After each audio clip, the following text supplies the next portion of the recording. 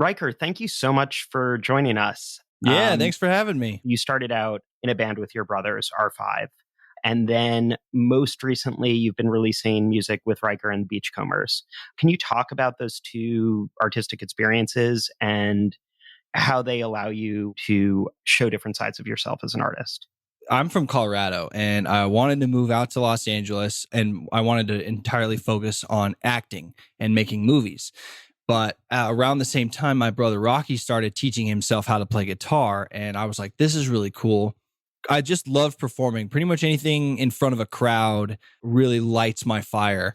Rocky starts sort of teaching me how to play guitar. And then Ross starts picking up guitar and we meet Ellington Ratliff at this performing arts studio. We got my sister to play keyboards, so we had keys. And then I got on Glee. And this is around the time where Twitter is just getting going. I go on tour with Glee and my Twitter starts blowing up because people figure out that I'm the blonde warbler. They also figure out that I have this band, R5. So the fans start crossing over to the band. I come back from tour. We play this show in the Orange County Fair and like 50 people showed up and we were like, this is nuts. This is crazy. I remember carrying my bass out on stage and people were screaming. Like we're just setting up and fans are cheering. It was so cool. And then right after that, my brother Ross gets on Austin and Ally on the Disney Channel and we get full support from the Disney Channel. Hollywood Records signs us and that is like 2012. And we do basically hardcore touring, making music as R5 until about 2018. And then my brothers, Rocky and Ross, started producing more of the music and it kind of turned into this new thing. They kind of rebranded and transitioned into this world, which I still play bass for.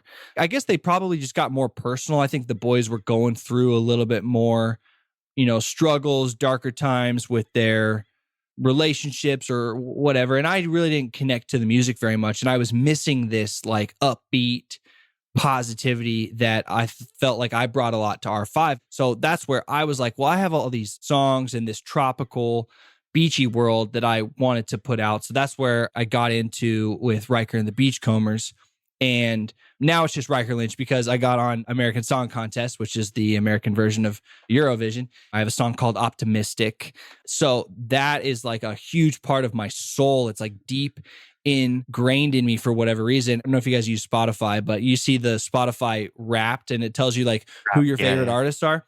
I'm like my biggest fan. Like I'm not even being funny. I'm like top 1% because I just love my songs. I love listening to them. They make me feel good. It's all about good vibes, good energy, nothing serious. We're not going to have any sad breakup songs coming from Riker and the Beachcombers. So moving on from the bands, you were also on Dancing with the Stars. How did that experience, compare to your American Song Contest experience? So I did Dancing with the Stars in 2015, and then American Song Contest was several years later. I had so much dance experience from Glee. I was like, this is not going to be too hard. And I was so wrong. It was so hard. Like physically, it was just draining. I remember being like week 6 doing the tango and just every inch of my body hurt. My wrist was killing me from all the like leading of the body. I was like, if I go home, I'm fine with that because I'm so tired. And I didn't go home. I went all the way to the end. So that was much more physical. It's like 10 weeks basically. American Song Contest, 3 episodes. Easy. You hosted the World Choreography Awards. The first one was so fun. There was no teleprompters or anything, so I literally had to be memorized. And I had done theater before, so that was just kind of like memorizing lines. And I had a blast. Like Kenny Ortega was there. He actually offered me a part in Rocky Horror Picture Show right after that, but I was going on tour with R5, so I had to turn it down, unfortunately. That's amazing. Yeah, that would have been cool. But so maybe in another universe, or should I say Euroverse? Oh, there you go. Oh my God. There we go. Already doing our promo. Yeah, I was going to make the same joke. What inspired you to apply for the American Song Contest? And can you talk about what it was like when you found out that you were in? This is a fun story. The casting is going around the world trying to find their person for Colorado. And they want my brothers to do it. So I would have been on the show playing bass for them most likely. But they're going back and forth. And at the last second, my brother's like, you know what? We don't want to do this. And so my manager pivots and says, Riker, what if we pitch you for the show. And I'm like, absolutely. There's a crowd, live television, sign me up. I was told I was going to do the show like 3 days before like the first production meeting, I think, where they had all the artists. We had a huge Zoom and all of the artists were on board. So it was a quick turnaround. My acting manager actually at the time, it was so fast I didn't have time to like inform them about it. So they found out that I was on the show on Instagram. They weren't very happy. Oh my God, that is incredible. Yeah. When it comes to Feel the Love, did you have that song already, or was that like post getting cast? Oh, that was completely post getting cast. I got on the show and I had a handful of songs, and I got on a phone call with Andreas Carlson and my manager. And Andreas was super excited. I basically told him what my vibe was, and he was fired up. And basically, he went off and got all of his top tier songwriters together with like Desmond Child and Jimmy. And they basically just sent me back the melodies. And it was just placeholder lyrics, what sounded like I feel the love right now. And I wrote back and I was like, that's the lyric. I feel the love right now. It feels so good to be alive. And so they hit it out of the park. It was just fantastic. That songwriting team has a fair amount of Eurovision cred. Desmond Child, in addition to his storied career, wrote for Eurovision. And I believe Jimmy Jansen has been kind of a melody festival and mainstay. Yeah, we were talking about that, kind of giving me like what the show's going to roughly be like, because from their experience and whatnot. It was the first time I had recorded a song over Zoom, because they were all in Sweden and I was in Colorado. They were on Zoom, and I just had an engineer that would like push the talkback button and they would give me notes from the Zoom. But it worked, and it was super fun. Were you aware that this was an adaptation of Eurovision? And were you familiar with Eurovision at all? And if you were, like, what did you know about it? I was a tiny bit familiar with Eurovision. I knew it from Celine Dion talking about it and seeing the movie Aline, which is a French film about Celine Dion, and the Will Ferrell movie. Other than that, I really didn't know anything at all. Oh, you know what they did? They showed us tons of videos on the booths, because we all have like our own booth with like our city. So in Eurovision, it would be their country. Yeah. So we watched that. We watched how the scoring works, because we were all very confused on the scoring in the beginning. Yes. And then when it came time to doing like the second round and the third round, most of the performers were like, can we change up the performance? And everyone was like, no. You know, Eurovision, they do the same thing. They were like, you're lucky you're getting a little bit extra performance. Like we got dancers or we got extra pyro or whatever. So they gave us a little bit. I do remember one comment on on my YouTube or something that was like, this is a song that Germany would compete with. They were like, it's super fun, but it's not going to win anything. That was the comment. It was striking as a Eurovision fan to see how your number evolved from the first heat to the semifinal and then to the finale. Can you talk about that development? Like, obviously, the ending with your wife, the adding of dancers in the semi. How did that collaboration work with the production team? A couple weeks before, because I'm in Colorado, I had a Zoom with the heads of the production design, basically. And we just had a conversation of what I am, what my music is about. And they had the song at this point.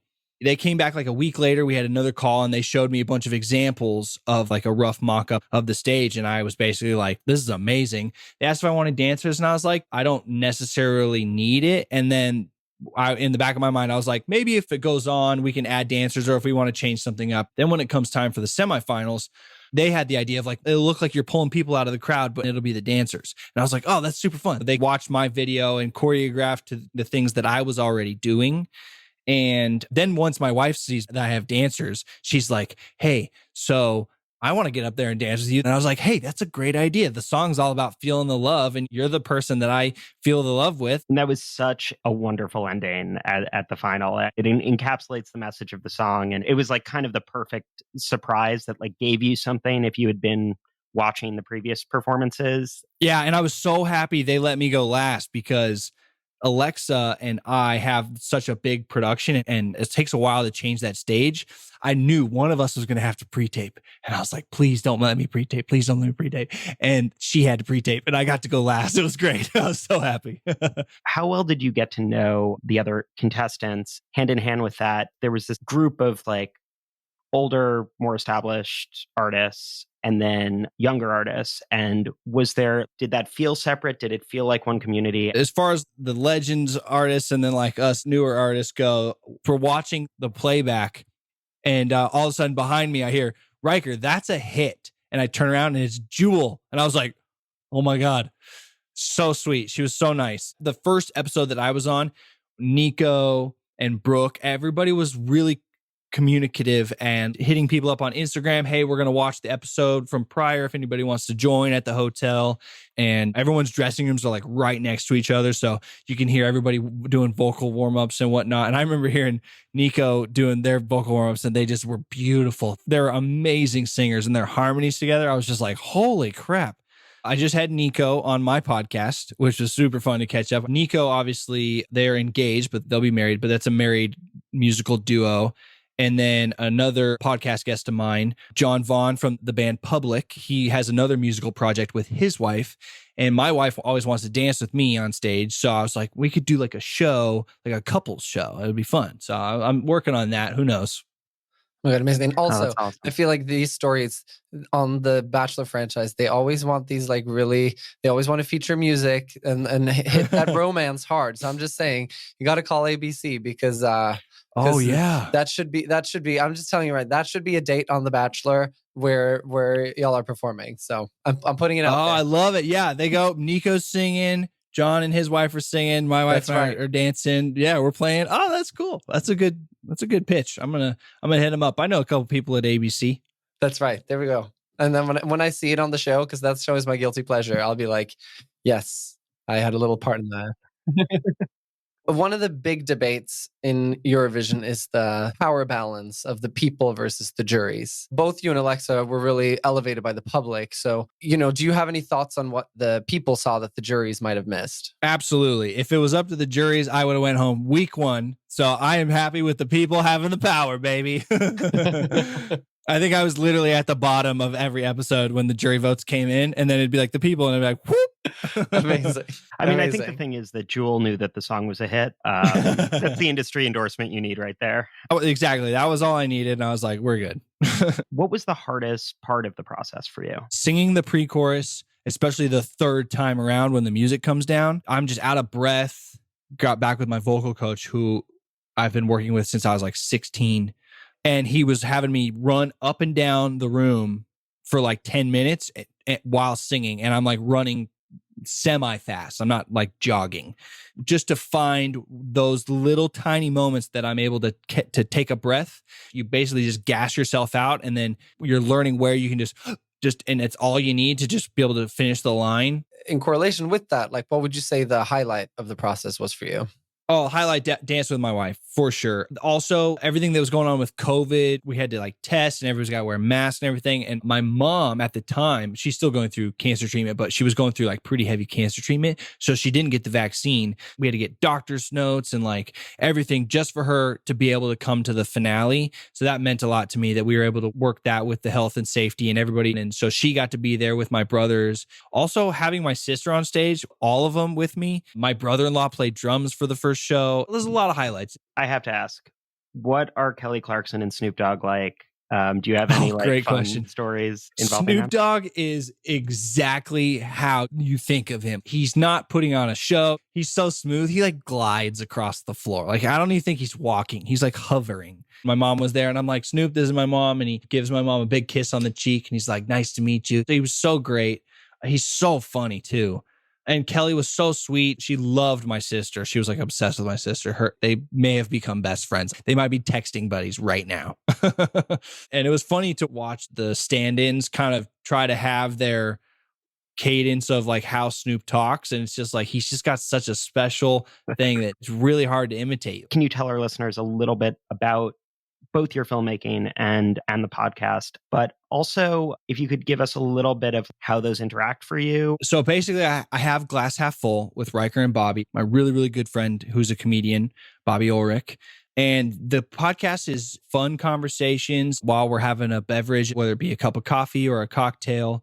And we like having guests on to share what they do to have positivity in their life and good energy. And as far as filmmaking goes, directing movies is just really, really deep in my core of what I truly love more than anything. I made this little short film called Lift Me Up, which you can watch on YouTube, just to see if I could do it. I was like, I don't know, maybe it sucks, maybe it doesn't. And so it was like, oh, this was super fun. And then I had this idea for Aliens on Halloween. I just thought it was a funny concept. And I took that to the film festival circuit. We got into Cannes. And it was like, people like this and people are reacting to it. I just like entertaining people. I want people to be able to escape from the world for a little bit, whether that's through my music, through the podcast, through the movies. That's a perfect place to wrap. Riker, thank you so much for this. Thank you so much. This has been a Thank really you guys. Yeah, this was awesome. Thanks so much for having me. Great stuff. Great questions. I thoroughly enjoyed it. Thank you. All the mysteries of the Eurovision.